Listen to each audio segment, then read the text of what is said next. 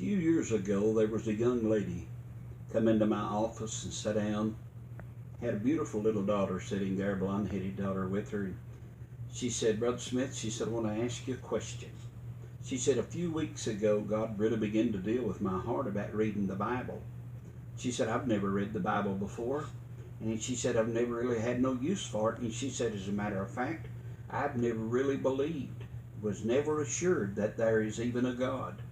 She said, "But I started reading the Bible and picked it up, and it had some good stuff in there." She said, "But one morning, I was taking my daughter to school, and we were driving down the highway. I wasn't thinking nothing about anything of the day except what time it was. I had to get her to school, and I had to get to work, and my mind was on everything but God.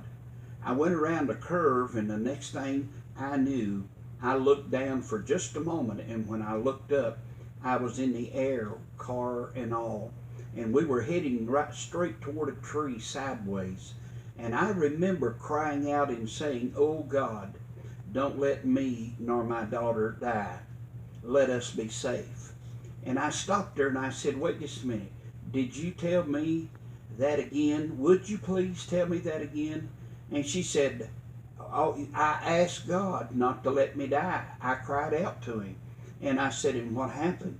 She said, "When I woke up and came to myself, I was wrapped around the tree. The car was wrapped around the tree. My daughter was hanging out the side window, but we were both alive." And she said, and I was all panicky and scared, and I run over after I got out of the car and run around and checked on my daughter. And she said we were both fine, but she had broken a bone in her body, and that was all that she got out of it. And the tree was completely engulfed with the automobile that we was driving.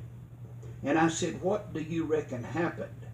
I said, "Why do you think your life was spared?" And she sat there for a minute, and I said, "Tell me again, what did you cry out when you went airborne and seen you were going to wreck?"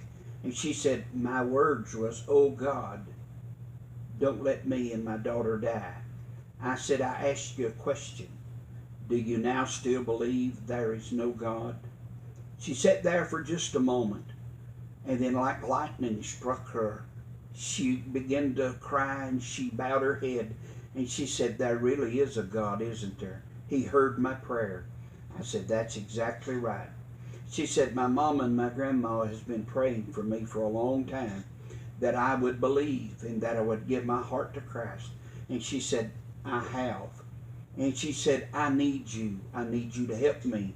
I need you to help guide me." And I told her, I said, "If you really want to believe there is a God, get into God's Word." And she said, "I'd give anything to be able to talk to God."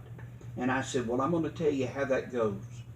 When you talk to God in your prayers, He listens. But when God talks to you, if you will listen, you read His Word, and God will speak directly to you, and He'll fill your heart with joy and delight. Then you can believe there is a God." So I ask you listening, do you really believe?